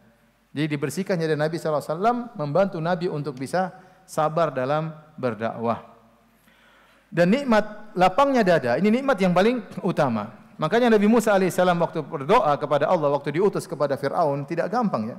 Idhab ila Fir'auna innahu tagha. Wahai Musa, pergilah engkau kepada Fir'aun, dakwahi dia. Tidak gampang. Nabi Musa baru saja kabur dari kejaran Fir'aun sekitar 10 tahun yang lalu. Ya, kabur, sekarang datang disuruh dakwah kepada Fir'aun. Sementara Fir'aun pintar ngomong, pimpinan Mesir. Ya. Nabi Musa pernah jadi anak angkatnya di situ. Banyak problematika di benaknya Nabi Musa alaihissalam yang masuk dalam dadanya untuk dakwah kepada Firaun tidak gampang ya, tidak gampang. Maka Nabi Musa harus menjalankan perintah Allah Subhanahu wa taala, maka dia pun berdoa kepada Allah Subhanahu wa taala dengan doanya yang masyhur, Rabbi shrahli sadri. Ini yang pertama Nabi Musa minta, ya Allah lapangkanlah apa? Dadaku. Baru kemudian wa yassirli amri, mudahkanlah urusanku. Ya. Wahlul 'uqdatam min lisani, hilangkan kekakuan dari lisanku untuk berbicara, yafqahu qauli, agar mereka bisa paham tentang apa yang aku sampaikan. Yang pertama kali Nabi Musa minta adalah syarhus sudur, agar dilapangkan dada. Nah, kita kalau berdakwah, antum sebagai dai atau selain dai berdakwah di masyarakat, yang paling penting adalah dada itu apa? Lapang. Karena kalau dada itu lapang, antum ikhlas, maka semuanya menjadi mudah. Tapi kalau dada antum sempit, yang ringan jadi berat, yang ringan jadi berat. Banyak perkara yang sepele tidak usah dibesar-besarkan jadi besar. Kenapa? Karena dada antum tidak lapang. Mudah emosi, mudah marah, mudah dendam, ya, mudah tersinggung, baper dan macam-macamnya. Susah kalau orang baperan jadi dai, susah. Akhirnya apa? Emosional. Oleh emosional repot ya. Oleh karenanya yang pertama kali kita minta kepada Allah adalah Rabbi shrahli sadri, lapangkanlah dadaku. Apalagi seorang dai terkadang dia mendapat permasalahan di luar. Terkadang di rumah tangganya juga ada masalah, terkadang dengan familinya juga ada masalah ya. Jadi harus dia lapangkan dadanya. Ya. Apalagi dalam berdakwah, dan dakwah pasti ada gangguan. Makanya yang paling penting adalah sabru alal adza fih. sabar dalam gangguan ketika berdakwah. Terkadang gangguan di luar dari pihak-pihak yang membenci kepada sunnah Nabi SAW, kita sabar. Yang lebih berat terkadang gangguan dari dalam. Jadi teman-teman sendiri terkadang. Ini lebih berat lagi daripada gangguan dari luar. Ya. Paling tidak enak kalau kita dijatuhin oleh kawan sendiri. Paling tidak enak kalau kita dijelek-jelekan oleh kawan sendiri. Casingnya sama, modelnya sama, dakwanya sama, tapi saling menjatuhkan. Itu paling tidak enak. Ya, paling tidak enak ya. Makanya ada ibarat tentang kapak yang menghantam pohon ya. Dikatakan bahwasanya pohon itu sangat sedih. Bukan karena dia terluka gara-gara kapaknya, tapi dia lihat gagang kapaknya juga terbuat dari kayu. Ini paling menyedihkan seperti itu ya. Jadi misalnya kita sebagai dai kalau dicela sama ahlul bidah misalnya, kita masih ringan. Mau dihabisi, mau dijelekan. Tapi kalau mencela teman sendiri, ini lebih tidak enak. Makanya antum dalam berdakwah harus kompak. Kalau ada masalah di antara antum, di antara panitia, di antara para ustadz, kalau bisa bagaimanalah? Ya, kata Nabi SAW, tatawa'a wa la takhtalifa. Hendaknya kalian saling mengalah dan jangan berselisih. Ya. Oleh karenanya lapang dada ini sangat penting. Adapun kalau orang cepat emosi, ini susah menjadi tidak. Iya. Ya, saya contohkan, saya punya teman, dia marah sama teman saya yang lain. Kata dia, si fulan tuh kurang ajar. Semoga dipersempit kuburannya. Padahal itu belum mati. Gimana? Belum mati sudah didoakan kalau masuk kuburan akan dipersempit kuburannya. Ini dadanya enggak kuat, seperti repot. Nanti jadi dai emosi terus. Marah sana marah sini, kerjanya ngamuk ya repot. Nanti dikira itu manhaj, padahal manhaj ngamuk. Manhajnya dai itu sendiri, bukan manhaj salaf ya. Oleh karena para hadirin Allah Subhanahu wa taala, yang paling penting adalah lapangnya dada. Dan ini nikmat yang Allah berikan kepada Nabi sallallahu alaihi wasallam, dan beliau luar biasa lapangnya dada beliau alaihi salatu wassalam ya. Dan tentunya sudah pernah kita bahas dalam kajian-kajian yang lain bagaimana lapangnya dada Nabi sallallahu alaihi wasallam. Kemudian yang kedua, di antara nikmat maknawi yang Allah berikan kepada Rasulullah, wa wada'na 'anka wizrak, dan kami telah menurunkan beban darimu. Wizrak, wizr secara bahasa Arab artinya dosa. Kami telah menghilangkan dosa dari bebanmu ya. Jadi Rasulullah itu benar-benar merasa memikul beban dosa yang berat bagi Nabi sallallahu alaihi wasallam. Nah, dosa di sini maksudnya apa? Ini ada khilaf juga di kalangan para ahli tafsir. Ada yang mengatakan maksudnya dosamu di zaman jahiliyah. Ya, karena kau di zaman jahiliyah pernah melakukan hal-hal mungkin seperti pemuda-pemuda yang lain ya. Ini pendapat. Ya, meskipun Nabi tidak pernah menyembah berhala, tidak pernah minum khamr, tapi ada kesalahan-kesalahan lain yang Nabi lakukan sebagaimana sifat manusiawinya, dan itu dipikir-pikir terus oleh Nabi. Padahal itu sudah zaman dulu, tapi dipikir terus oleh Nabi, maka Allah legakan dada Nabi, kata Allah, sudah saya ampuni seluruhnya. Tidak perlu dipikirkan lagi. Ini pendapat yang pertama. Pendapat yang kedua, maksudnya Nabi memikirkan dosa umatnya menjadi pikiran serius bagi Nabi sallallahu alaihi wasallam. Karena di antara sifat Nabi adalah memikirkan rasa berat yang dia rasakan oleh umatnya. Laqad ja'akum rasulun min anfusikum azizun 'alaihi ma anittum. Sungguh telah datang kepada kalian seorang rasul dari jiwa kalian. Azizun 'alaihi ma anittum, yang dia merasa berat apa yang beratkan kalian. Ini pendapat kedua. Rasulullah SAW merasa berat dengan kemungkaran-kemungkaran yang dilakukan oleh umatnya, kesalahan-kesalahan yang dilakukan oleh umatnya, ini berat bagi Nabi sallallahu alaihi wasallam. Yang ketiga maksudnya, dan ini pendapat yang dipilih oleh Ibnu Katsir rahimahullahu taala, maksudnya dosa Nabi sallallahu alaihi wasallam. Nabi, orang-orang saleh itu kalau melakukan dosa yang kecil merasa berat. Orang-orang saleh meskipun dosa yang mereka lakukan kecil, namun bagi mereka itu merasa sangat berat. Orang-orang saleh kalau mereka memandang sesuatu yang haram, mereka merasa berat. Meskipun mungkin dianggap dosa kecil mandang haram, tapi bagi mereka itu perkara yang berat. Jika orang sudah terbiasa mandang haram, bagi dia tidak ada masalah. Mau lihat aurat wanita, mau lihat maksiat, mau lihat apa. Tapi kalau orang soleh, dia pasti terganggu dengan memandang yang haram. Jadi Nabi SAW ada dosa-dosa yang dia lakukan, alaihissalam, sebenarnya sepele, tetapi berat bagi Nabi SAW. Maka jumhur ulama berpendapat bahwasanya para nabi mungkin melakukan dosa, tapi dosa tersebut dosa kecil, bukan dosa besar. Yang pertama dosa tersebut dosa kecil. Yang kedua, dosa tersebut tidak berkaitan dengan risalah, dengan wahyu. Tidak mungkin Nabi SAW menambah atau mengurangi ayat-ayat Al-Quran. Dan yang ketiga, dosa-dosa tersebut ya tidak berkaitan dengan hal yang menjatuhkan wibawa para nabi.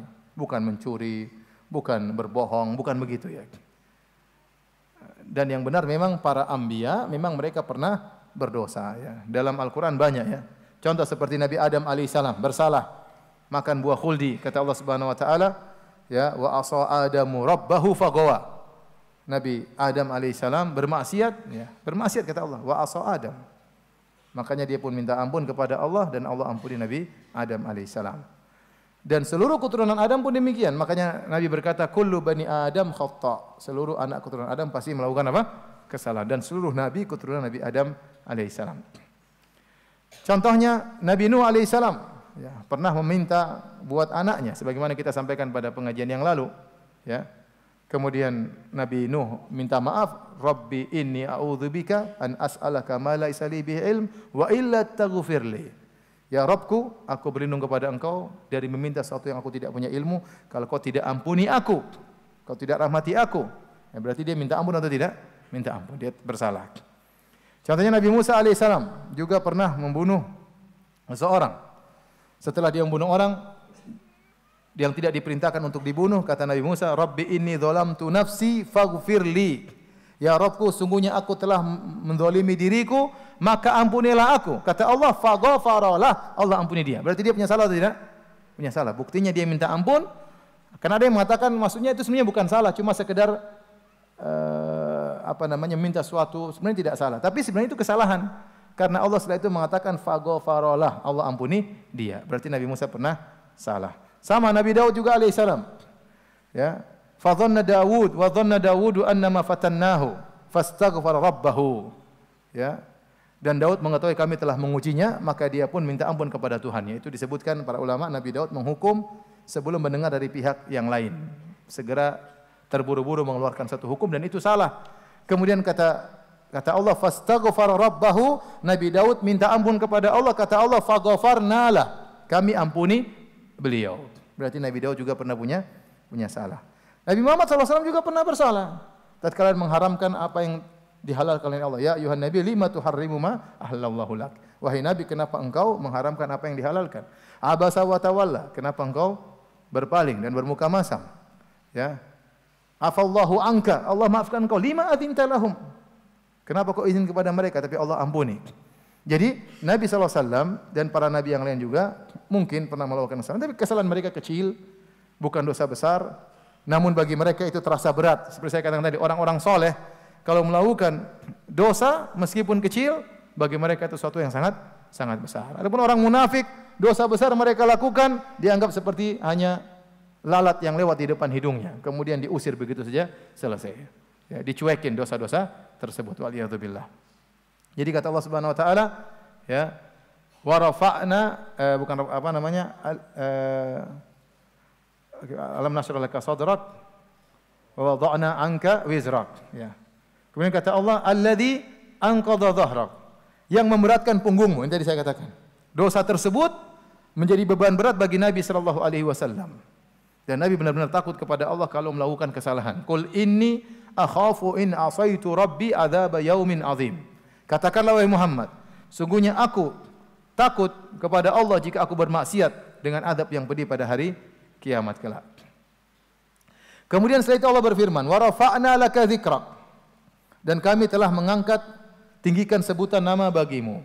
Ya. Dan ini sebagian ulama mengatakan ini kekhususan Nabi sallallahu alaihi wasallam, tidak dimiliki oleh nabi-nabi sebelumnya. Yang namanya selalu diangkat adalah Nabi sallallahu alaihi wasallam, diangkat setinggi-tingginya. Di antara bentuk pengangkatan nama Nabi sallallahu alaihi wasallam, orang kalau masuk Islam syahadatain, asyhadu alla ilaha illallah wa asyhadu anna muhammadar rasulullah, digandengkan antara Nabi dengan Allah Subhanahu wa taala. Azan dikumandangkan, ada asyhadu alla ilaha illallah wa asyhadu anna muhammadar rasulullah. Dan azan tersebut diangkat terus setiap saat. Sekarang ini, detik sekarang ini, ada orang yang azan zuhur, ada yang azan maghrib, ada yang azan asar, ada yang azan isya, ada yang azan subuh. Sekarang ini, karena azan adalah sesuai dengan berjalannya apa? Waktu. Di saat sekarang kita ini ada yang zuhur, ada yang zuhur atau tidak? Ada yang zuhur. Di bumi yang lain ada yang asar. Di bumi yang lain ada yang maghrib, di bumi yang lain ada yang isya, di bumi lain ada yang subuh. Sehingga azan tidak pernah berhenti, setiap detik, setiap saat selalu ada azan. Menunjukkan bahwasanya nama Nabi diangkat benar, dikumandangkan di mana-mana dalam azan.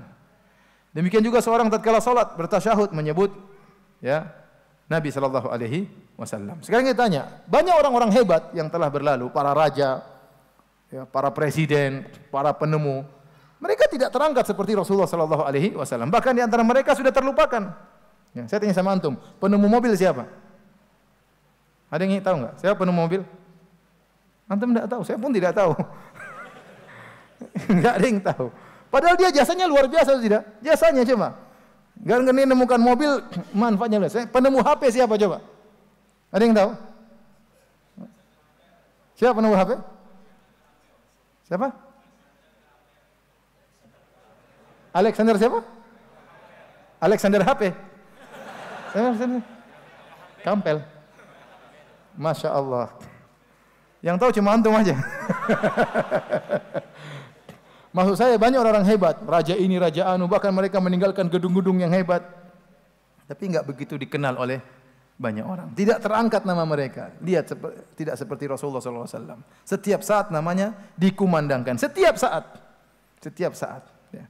Setiap saat ada orang azan zuhur, ada orang azan asar, ada orang azan maghrib, ada orang azan isya, ada orang azan subuh.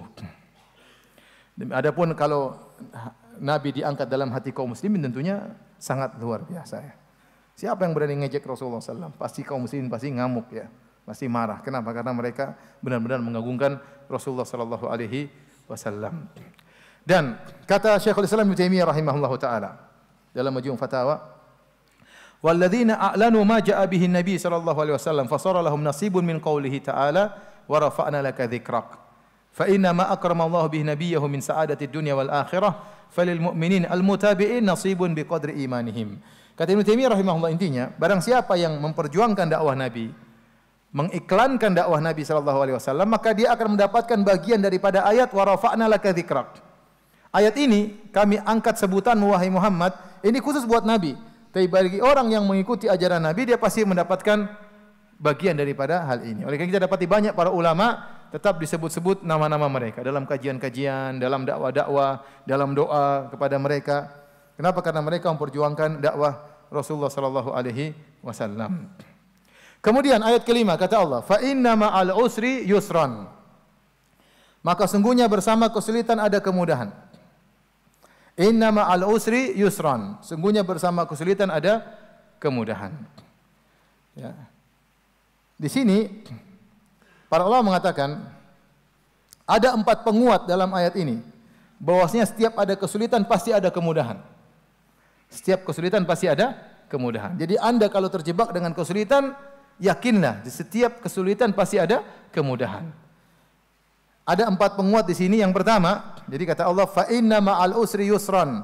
Sungguhnya bersama kesulitan ada kemudahan. Inna ma'al usri yusran. Bersama kesulitan ada kemudahan. Yang pertama, Allah mengulangi kalimat tersebut.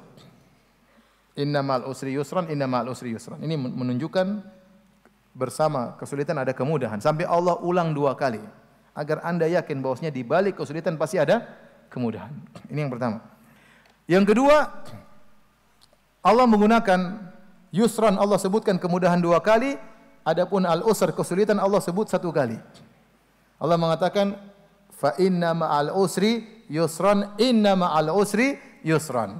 Al-usr di situ kalau antum mengerti bahasa Arab, ya. Allah menggunakan alif lam lil ma'rifah. Sungguhnya kesulitan itu bersamanya ada kemudahan. Ayat yang berikutnya, sungguhnya pada kesulitan itu ada kemudahan. Kesulitan yang disebutkan pada ayat ke-5 dan ayat ke-6 itu kesulitan yang sama. Makanya Allah menggunakan alif lam. Adapun yusran yang disebutkan dalam ayat ke-5 dan ayat ke-6, dua-duanya nakirah, dan yusran yang pertama tidak sama dengan yusran yang kedua. Ini yang ngerti bahasa Arab aja ya. Antum tidak ngerti bahasa Arab ya salah sendiri ya. Makanya belajar ya. Ya. Jadi saya ulangi, saya bacakan ayatnya. Fa inna ma'al usri yusran. Sungguhnya bersama kesulitan ada kemudahan. Sungguhnya bersama kesulitan ada kemudahan. Kesulitan yang disebutkan ayat ke-5 dan ayat ke-6 itu sama. kesulitan ini ya ini juga. Tetapi kemudahan yang disebutkan pada ayat kelima berbeda dengan kemudahan yang disebutkan pada ayat yang keenam. Makanya para ulama menafsirkan dengan berkata, lan yaghliba usrun yusrain. Tidak mungkin satu kesulitan mengalahkan dua kemudahan. Jadi Allah menyebutkan bahkan dalam satu kesulitan ada dua kemudahan. Ya, ini semakin menekankan bahwasanya bersama dengan kesulitan ada kemudahan. Dan betapa banyak orang cerita sama saya, Ustaz, kemarin saya sulit gini, saya tawakal kepada Allah. Allah kasih banyak kemudahan, bukan satu kemudahan yang banyak. Ternyata dimudahkan ini, ternyata dimudahkan ini. Bagi orang yang merenungkan dia akan dapati benar firman Allah ini bahwasanya dalam satu kesulitan itu ternyata ada beberapa kemudahan yang Allah berikan. Jadi tidak mungkin satu kesulitan mengalahkan dua kemudahan. Yang ketiga Allah menggunakan kalimat ma'a. Inna ma'al usri yusran, bersama dengan kesulitan ada kemudahan. Seakan-akan bahwasanya kemudahan itu dekat dengan kesulitan, akan muncul bersamaan. Sampai-sampai Ibnu Mas'ud berkata, "Lau dakhala al-usru fi juhrin la ja'al yusru hatta yadkhula alaihi." Kalau seandainya kesulitan masuk dalam lubang ular atau lubang top, maka akan datang kemudahan ikut masuk bersamanya. Jadi kemudahan itu beriringan dengan adanya kesulitan. Orang hidup ada kesulitan, tapi ada kemudahan. Yang keempat Allah menggunakan inna sesungguhnya, itu penekanan juga. Inna. Jadi di sini ada empat penekanan bahwasanya kesulitan datang bersama dengan kemudahan. Pertama inna sesungguhnya, yang kedua Allah ulangi dua kali, innamal usri yusra, innamal usri yusra. Yang ketiga kesulitan disebut sekali, kemudian disebut berapa kali? Berapa kali? Dua kali. Yang keempat tadi Allah menggunakan kalimat ma'a, bersama. Kemudian di akhir ayat Allah Subhanahu wa taala, fa idza faragta fansab.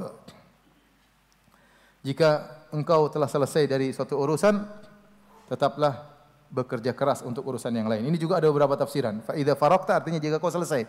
Fansab, tegaklah. Fa idza faragta fansab. Kalau kau sudah selesai, maka tegaklah.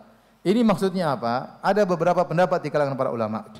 Yang pertama, ada yang mengatakan, jika engkau telah salat, maka seriuslah untuk berdoa. Salat, berdoa kepada Allah Subhanahu wa taala. Yang kedua, disebutkan oleh At-Tabari, disebutkan oleh Sam'ani dan yang lainnya. Jika engkau telah selesai dari tasyahud, maka berdoalah serius tatkala berdoa setelah tasyahud. Ada yang mengatakan, wahai Muhammad, kalau kau sudah selesai dari risalah, maka berjihadlah.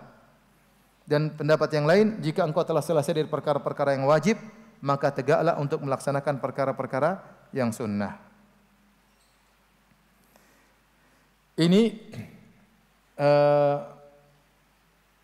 saya ulangi, mohon maaf ya, ada dua pendapat umum. Pendapat yang pertama, jika kau selesai dari perkara akhirat yang satu, seriuslah pada perkara akhirat yang kedua. Kau sudah sholat, berdoa serius. Kau sudah tasyahud, berdoa serius. Kau sudah dakwah, berjihad, jangan lupa. Kau sudah selesai dari perkara yang wajib, seriuslah dalam perkara yang sunnah. Jadi jika anda selesai dari perkara akhirat yang satu, maka seriuslah pada akhirat yang berikutnya. Ini pendapat pertama. Pendapat yang kedua, ini disebut juga oleh Ibnu Katsir, fa idza faragta fansab, jika kau sudah selesai dari urusan duniamu, fansab, maka seriuslah untuk urusan akhiratmu. Seakan-akan isyarat dari Allah, kamu itu jangan serius urusan dunia saja, akhirat juga harus serius. Ya seperti disampaikan oleh para ustadz, sebelum Ramadan, orang banyak kalau ingin berdagang, ingin bisnis, maka mereka mengadakan planning yang luar biasa. Ya, harus rencana, pendanaan dan macam-macamnya. Maka demikian juga kalau kita ingin berpuasa, manfaatkan 30 hari, harus serius. Baca Quran harus berapa juz setiap hari, sholat malam jangan sampai ketinggalan, sedekah berapa yang mau saya sampaikan. Ini namanya serius dalam masalah akhirat. Ya. Mau hajian juga apa? Serius. Ya. Kumpulkan dana, serius. Mau berdakwah juga serius. Kalau perlu ada pengaturan-pengaturan. Mau bikin kajian juga serius. Kalau ada halangan bagaimana cara menghadapinya. Jadi maksudnya kamu jangan serius saja masalah dunia. Masalah akhirat juga harus serius. Justru lebih serius kepada masalah akhirat itu lebih benar. Makanya banyak orang salah paham tentang ayat firman Allah, wabtaghi fima ataqallahu darul akhirah wa la tansa nasibaka minad dunya. Yang artinya Carilah pahala negeri akhirat dengan apa yang Allah anugerahkan kepadamu dan jangan kau lupa dengan urusan duniamu. Ini dibalik oleh banyak orang. Jangan lupa akhirat. Seakan-akan dunia yang utama, jangan lupa apa? Akhirat. Padahal sebaliknya, akhiratmu utama, jangan lupakan dunia. Ayat itu maksudnya demikian. Wabtaghi fima atakallahu darul akhirah. Carilah pahala di akhirat, namun ingat jangan lupa bagian duniamu. Jangan sampai akhirnya di masjid terus enggak bekerja. Ya. Tapi banyak orang salah memahami ayat ini dibalik, sibuklah kamu dengan duniamu tapi jangan sampai akhirat ketinggalan. Ini salah, beda, paham? Beda kalau orang serius akhirat, dunianya jangan sampai kelupaan. Beda dengan urusan dunia jangan sampai kelupaan akhirat, seakan-akan akhirat secukupnya saja. Jadi sebagaimana Anda serius dalam masalah dunia, fansab, maka fokuslah Anda juga masalah akhirat. Ya. Jadi seorang jangan hanya terfokus. Jadi kalau benar-benar kita punya proyek akhirat, seriusin. Ya. Kita ingin punya hafalan Quran, seriusin. Ya. Berarti cari guru ngaji, ingin store hafalan, serius. Kalau ngaji juga apa? Serius ya. Ya. Jadi masalah akhirat harus serius. Kalau sholat juga serius. Sholat berusaha untuk khusyuk. Ya. Jadi sebagaimana Anda serius dalam masalah dunia, serius juga masalah akhirat. Ya. Kemudian kata Allah, wa ila rabbika farghab, dan kepada Tuhanmu lah engkau berharap. Ya. Di sini Allah mengatakan berharaplah hanya kepada Tuhanmu. Karena dalam kaidah kalau ada maf'ul bih didepankan maka memberikan faedah pengkhususan. Ini juga yang ngerti hanya orang yang ngerti bahasa Arab. Ini mirip seperti iyyaka na'bud. Artinya kepada engkaulah kami beribadah. Seharusnya dalam konteks bahasa Arab, na'buduka, kami menyembahmu ya Allah. Tapi tatkala mu-nya ini, objeknya didahulukan, maka memberikan faedah pengkhususan. Artinya, hanya kepada engkau kami beribadah. Jadi kalau bahasa Indonesia ada SPO, subjek, predikat, objek. Ya. Budi makan singkong. Ya. Singkong dimakan Budi, berarti Budi hanya makan singkong doang, paham? Tapi kalau Budi makan singkong, dia masih bisa makan telur penyu dan yang lainnya.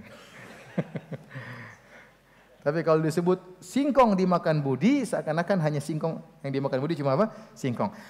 Na'buduka, kami menyembah engkau ya Allah. Masih ada kemungkinan menyembah Allah, menyembah kuburan, menyembah jin, yang lainnya, menyembah malaikat. Tapi kalau iyyaka na'bud, objeknya didepankan sebelum subjek dan predikat, kepada engkau lah kami beribadah, maka timbul makna baru yaitu hanyalah, hanya kepada engkau kami beribadah. Sama. Wa ila rabbika farghab. Allah tidak mengatakan farghab ila rabbik, berharaplah kepada Rabbmu. Tapi Allah mendahulukan kepada Rabbmu lah engkau berharap. Seakan-akan kau tidak boleh berharap kepada orang lain. Dan ini sangat penting dalam kehidupan kita. Jangan Anda berharap kepada makhluk. Kalau Anda punya urusan sama makhluk, gantung harapan kepada Allah. Anda punya bos nih.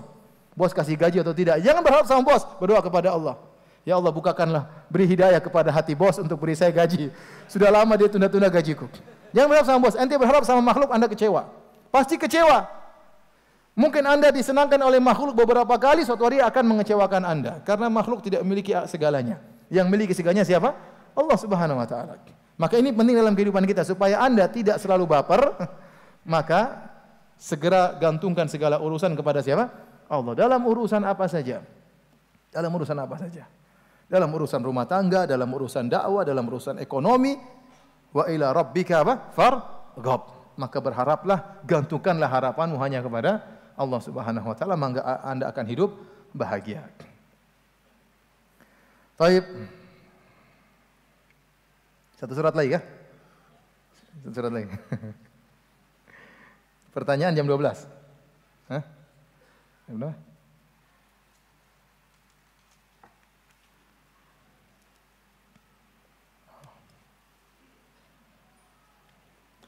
Baik, kita lanjutkan surat berikutnya, surat At-Tin.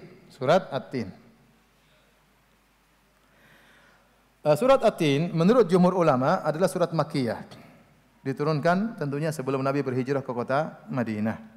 Kenapa? Karena dalam surat tersebut Allah berfirman, "Wa hadza al-baladil amin." Wa hadza al-baladi. Kenapa al-baladi? Karena sumpah. Kalau sumpah datang setelah waw jadi majrur. Wallahi. Itu namanya demi Allah. Tapi kalau wallahu artinya dan Allah. Paham? Beda ya. Watini. Kasrah berarti demi buah tin. Wazaituni, demi buah zaitun. Wa hadzal baladi, demi kota Mekah. Semua yang sumpah datang setelah huruf waw di kasrah, ya. Tapi kalau di dhamma itu bukan sumpah, tetapi dia huruf ataf, jadinya dan. Makanya sebagian orang kurang ajar, ya. Jadi waktu kamu yang ambil barang ini, enggak. Demi Allah, wallahu kata. Itu kejadian, saya pernah diceritain. Saking pintar agamanya, ya harusnya kamu demi Allah bersumpah. Wallahu. Jadi kalau wallahi artinya demi Allah, kalau wallahu artinya apa? Dan Allah. Ini kurang ajar namanya. Jadi tatkala Allah mengatakan wa hadzal baladil amin, demi kota Mekah, hadza di situ adalah isim isyarah lil qarib. Demi kota ini. Berarti menunjukkan surat At-Tin ini turun tatkala Nabi masih di Mekah. Paham ya? Masih di Mekah, makanya dikatakan sebagai surat Makkiyah. Disebutkan dalam Sahih Muslim dari Al-Bara' bin Azib, annahu kana fi safarin fa shalla al-isya al-akhirah fa qara'a fi ihda rak'atain wat-tin wa zaitun bitin wa zaitun. Rasulullah SAW pernah safar dan beliau salat isya dan beliau baca salah satu rakaatnya baca wat-tin wa zaitun. Asalnya surat Ad-Duha dan selanjutnya itu dibaca di salat maghrib. Makanya para ulama bagi surat mufassal menjadi 3. Tiwalul mufassal, kemudian yang mutawassit, kemudian kisarul mufassal.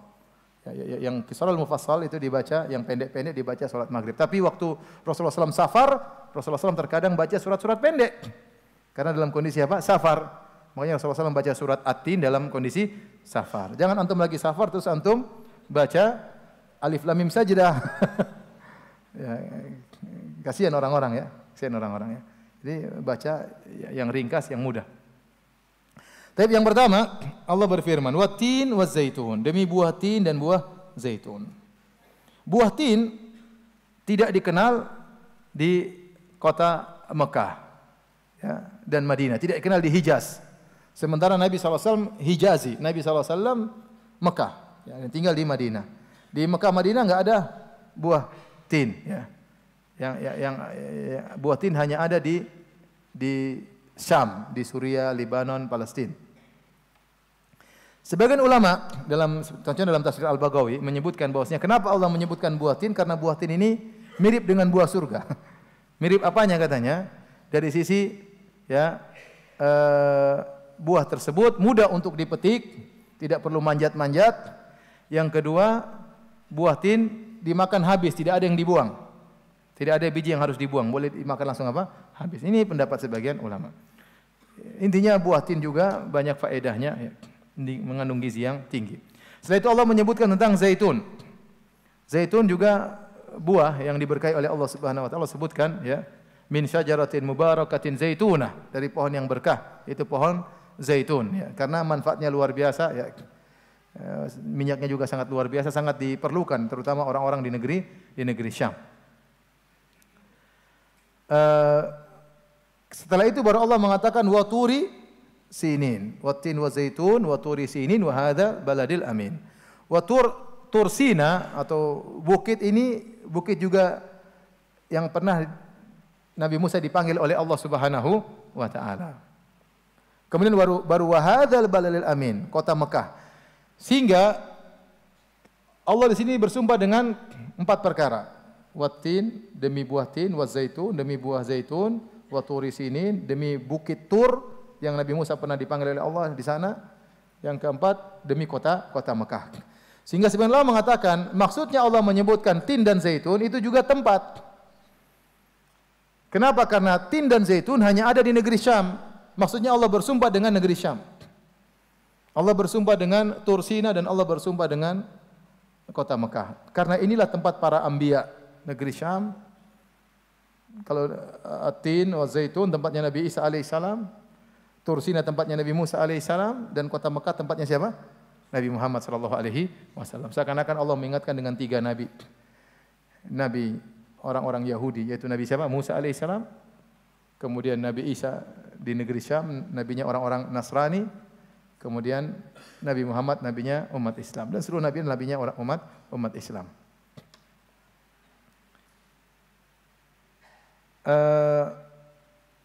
Kemudian ya, Setelah Allah bersumpah dengan 4 perkara tersebut, kita ringkaskan saja. Allah dalam rangka apa? Dalam rangka untuk menegakkan satu perkara.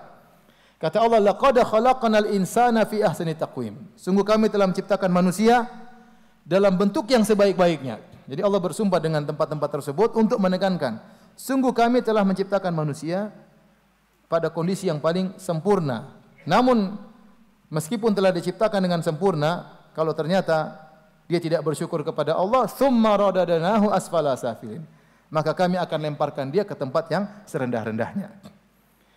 Manusia diciptakan dalam kondisi sangat sempurna. Kita semua sadar ya, manusia ya diciptakan oleh Allah dengan penciptaan spesial ya.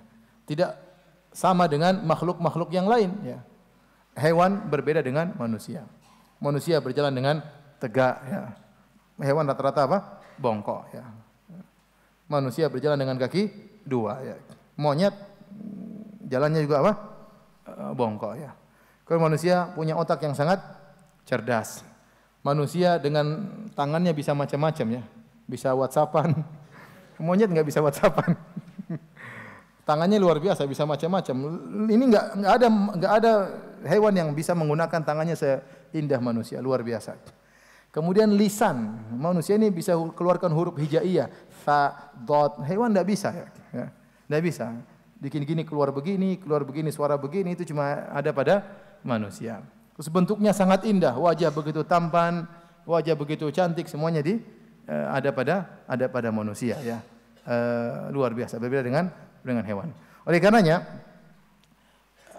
ada suatu kejadian disebutkan oleh Ibnu Al-Arabi dalam tafsirnya. Jadi ada seorang lelaki sangat cinta kepada istrinya. Dia kagum dengan kecantikan istrinya. Kemudian dia bersumpah, dia muji istrinya. Dia bilang, demi Allah, wahai istriku, kalau bulan lebih indah daripada kamu saya talak 3.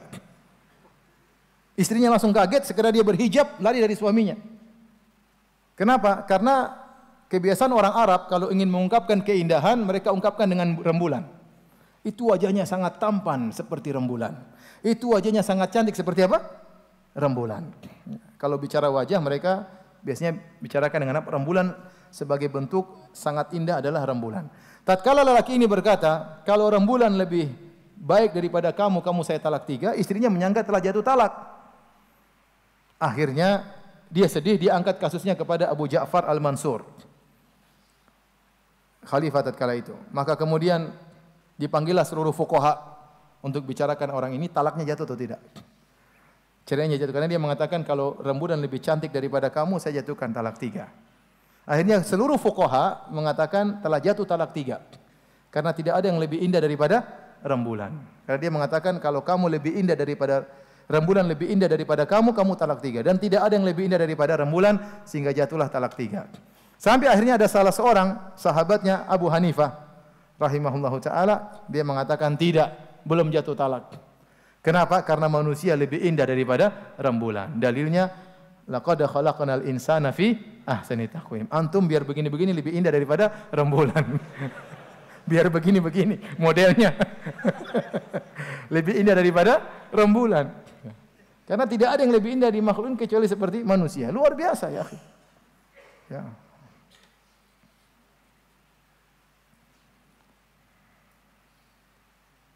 Makanya kalau Allah berfirman, wa fi anfusikum afala tubsirun, dan pada diri tidaklah kalian lihat bagaimana diri kalian ya. Saya sempat dengar ceramah di YouTube, seorang syekh cerita tentang bagaimana luar biasanya hebat fisik kita ini. Dia berbicara tentang mata, nikmat mata. Jadi dia sedang hajian, ini sedang hajian, terus ada salah seorang dari jemaah haji dokter mata, maka dia ingin musyarakah, partisipasi dalam dakwah, maka dia ceramah tentang nikmat mata, nikmat memandang. Kemudian dia berkata, ya ikhwan, mata itu ibarat kamera yang mengambil visual, kemudian dikirim sinyalnya ke otak untuk menangkap. Sama seperti komputer ya, ada kamera terus dikirim ke komputer. Itu butuh berbagai macam kabel ya, supaya sampaikan ke komputer ya. Dia bilang ya, jadi antara mata dengan otak ada saraf yang banyak. Ya. Setiap saraf itu ibarat kabel yang punya fungsi. Ada saraf khusus tentang warna hijau, ada saraf khusus tentang warna hitam, ada saraf khusus untuk terang, ada saraf khusus untuk gelap, ada saraf khusus untuk lengkung, berbagai macam fungsi saraf untuk membawa visual tersebut masuk ke otak sehingga bisa terbaca. Maka dia bertanya, menurut antum kira-kira berapa saraf manusia? Kabelnya itu berapa dari mata ke otak? Maka ada yang jawab, Syekh, 1000. Kata dia, zidu, kurang, tambah lagi berapa? 3000. Kurang. Kata dia, berapa? Banyak sekali kabelnya 3000. Berapa? Ada yang mengatakan 10.000. Kata dia, kurang. Berapa? 30.000. Kata dia, kurang. Kata dia, Syekh, berapa? Bilang aja berapa. Dia bilang, berapa? 20 juta kalau nggak salah. Jumlah saraf. Antum heran nggak? Nggak usah heran. Air mani saja satu tetes